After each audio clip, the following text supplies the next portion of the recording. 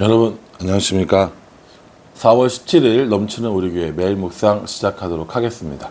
오늘 본문 말씀은 누가복음 23장 1절부터 25절까지 말씀입니다. 누가복음이 24장까지 있거든요. 근데 23장을 우리가 묵상하면 이제 거의 끝날 때가 됐다라는 거죠. 아마도 모르긴 해도 24장이 예수님의 부활에 관한 것이라면 23장은 예수님의 십자가에서의 죽으심의 장면을 기록한 것이라고 우리가 생각할 수 있습니다. 누가복음 내용을 전혀 모른다고 했을 때도 말이죠. 그래서 이 예수님께서 신문 받으시고 죽임 당하시는 이 과정들을 보면서 예수님께서 얼마든지 그 상황을 역전시키고 뒤집을 수 있으셨지만 그러지 않았다, 혹은 그렇게 하기 원하시지 않으셨다라는 것을 우리에게 여러 번 보여주십니다. 가장 큰 이유는 뭐냐면 이렇게 하는 것이 하나님의 뜻을 이루는 것이고 이렇게 하는 것이 우리들을 구원하는 방법이었기 때문이라는 거죠. 오늘 그 예수님께서 어떤 재판 과정, 어떤 신문 과정을 경험하셨는지 한번 살펴보고자 합니다. 1절 말씀에 2절 보면 고발하여 이르되 1절부터 한번 보겠습니다. 무리가 다 일어나서 예수를 빌라도에게 끌고 가서 고발하여 이르되 우리가 이 사람을 보매 우리 백성을 미혹하고 가이사에게 세금 바치는 것을 금하며 자칭 왕 그리스도라 하더이다 하니, 이렇게 이야기합니다. 예수님을 고발했던 고발의 내용이 뭔지 아시겠죠? 첫 번째, 백성을 미혹한 죄. 두 번째, 가이사에게 세금 바치지 말라고 한 죄. 그리고 자칭 스스로 왕이라고 하고 그리스도 구원자라고 했다라는 것에 대해서 이렇게 이야기합니다. 예수님께서 이런 그 고발당한 고소의 내용들이 사실은 하나도 맞지가 않죠. 백성들을 미혹했다라는 것도, 가이사에게 세금을 내지 말라고 했다라는 것도, 자칭 왕이라고 했다는 것도 다 이게 맞지 않습니다. 빌라도가 이 이야기를 듣고 예수님에게 물어보죠. 3절에 빌라도가 예수께 물어 이르되 내가 유대인의 왕이냐 대답하여 이르시되 내 말이 옳도다 라고 이렇게 얘기합니다. 유대인의 왕이냐라고 물어봤는데 너의 말이 옳다라고 대답하셨어요. 이 대화를 보면 예수님은 어떤 어떤 벌을 받아야 돼요? 사형이죠. 왜냐면 왕이라고 그랬으니까. 내가 왕이야 이렇게 얘기했는데 그걸 가만히 두고 볼 총독이 어디 있겠습니까? 점령구의 총독인데. 그러니까 당연히 사형이야 라고 이걸 판결해야 되는데, 빌라도가 뭐라고 그랬냐면 내가 보니 이 사람에게는 죄가 없다 라고 이야기를 하는 겁니다. 예수님 스스로가 이걸 주장한 것이 아니라 이 대제사장과 서기관과 장로들에 의해서 예수님이 거짓으로 고발당했고 그 종교 지도자들이 예수님을 죽이려고 한다는 사실을 빌라도는 알았던 겁니다. 그래서 내가 유대인의 왕이냐라고 물어보고 예수님께서 내 말이 옳도다 라고 이야기했음에도 불구하고 죄가 없다 이렇게 얘기를 해요. 이건 분명히 반역에 해당하는 죄인데도 불구하고 빌라도는 예수님이 죄가 없다라고 예수님의 무죄 판결을 내립니다. 대제사장을 비롯한 이런 그 사람들이 계속 공격하는 거예요. 뭐라고 공격합니까? 백성들을 미혹했다. 가이사에게 세금 바치지 말라고 했다. 자신이 왕이라고 하는데 이게 어떻게 말이 되냐. 그러면서 뭐라고 얘기했냐면 이 사람이 갈릴리로부터 시작해서 여기까지 온 백성을 미혹하고 어지럽히고 있다라고 이야기를 하죠. 이 이야기를 들으니까 빌라도가 어떤 생각이 떠오른 거예요. 뭐라고 했냐면 6절에 빌라도가 듣고 그가 갈릴리 사람이냐 물어 헤롯의 관할에 속한 줄 알고 헤롯에게 보내니 그때 헤롯이 예루살렘에 있더라 이렇게 말합니다. 이게 누가 나옵니까? 헤롯 나오거든요. 헤롯, 예수님을 죽인 지 헤롯인 거죠. 워낙 이게 헤롯이 여러 명이 나오기는 하지만 예수님 태어났을 때의 헤롯은 이미 죽었어요.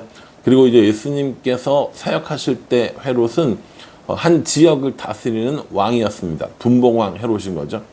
이 헤롯이 지금 갈릴리 지방을 다스리는데 어디에 지금 잠깐 와 있냐면 예루살렘에 와 있는 거예요.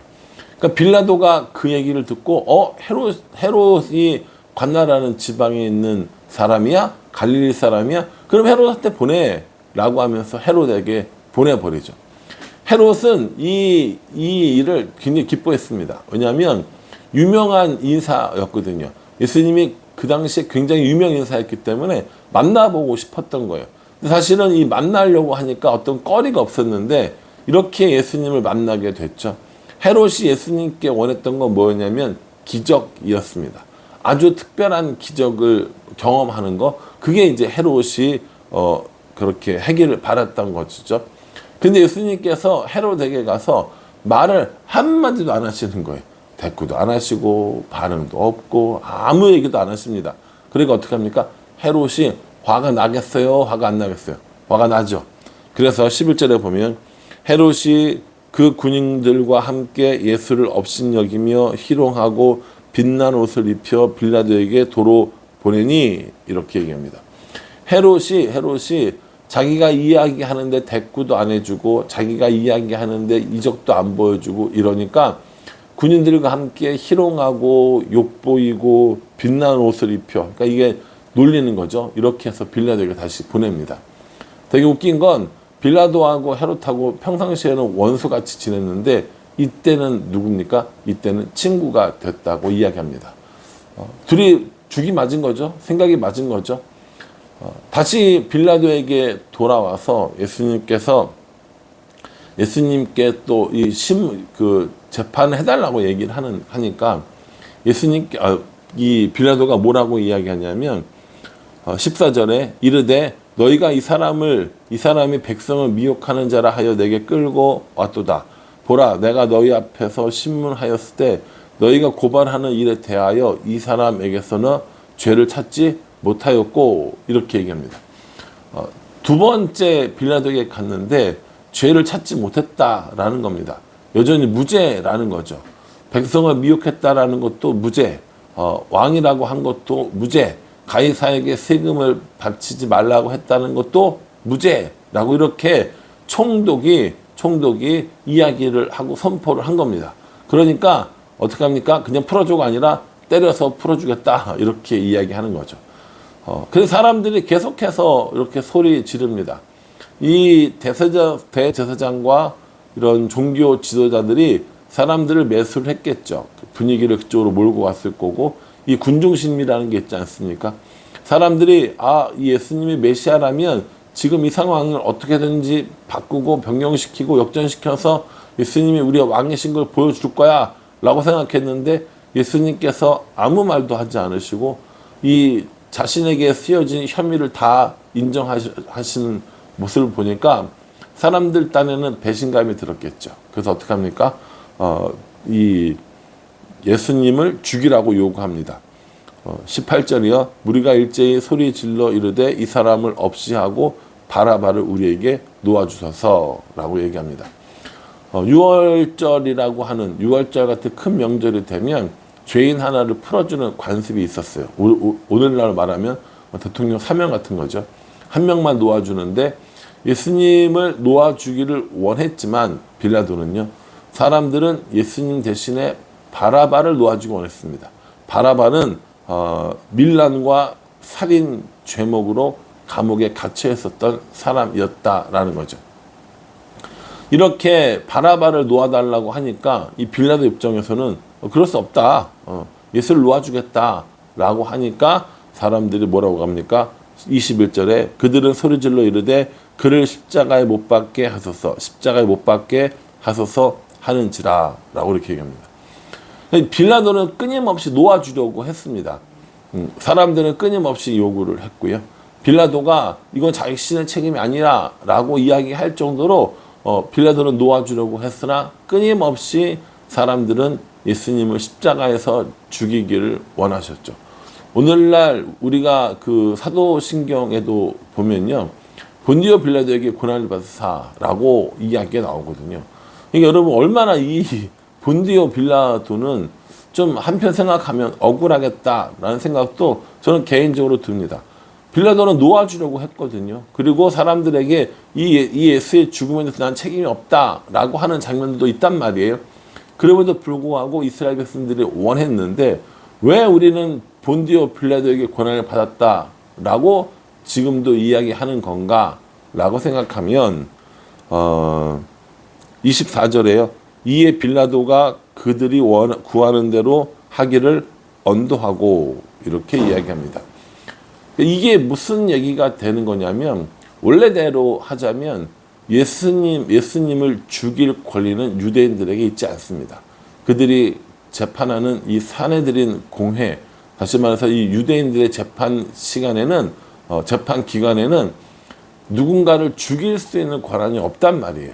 그런데 그 권한을 행사할 수 있는 게 누굽니까? 바로 총독이었던 빌라도였다는 거죠. 누군가를 향해서 죽음을 언도할 수 있는, 사형 집행을 언도할 수 있는 그런 일들이 이 빌라도에게 권한이 있었다라는 거죠. 그러니까 빌라도가 이야기하지 않으면, 십자가에 못 박으라고 혹은 사형이라고 이야기하지 않으면 예수님께서는 죽지 않으실 수 있었다라는 거죠. 그런데 이제 그게 아니라 실제적으로 사형 명령을 내리는 사람이 빌라도인 거예요. 사람들이 요구를 했어도 자신이 죄를 찾지 못했다고 했으면 풀어줘야 되는데 요구했었다라는 거죠.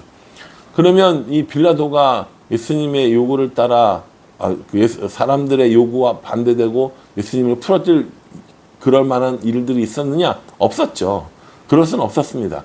그러니까 예수님께서 빌라도가 물어봤을 때 내가 유대인의 왕이다 라고 이야기를 했던 겁니다. 이 정치적으로 빌라도는 이 문제를 풀어보고 싶었지만 정치적으로 풀리지 않았습니다. 이 대제사장과 이스라엘 백성들은 이 문제를 감정적으로 처리했습니다. 자신의 이익들이 어긋나기 때문인 거죠. 그러나 그 와중에 예수님만이 하나님의 뜻을 정확히 알고 그 뜻을 향해 나아가고 있었습니다. 바로 자신이 십자가에 못 박혀 죽는 것이 하나님의 뜻이었다라는 거죠.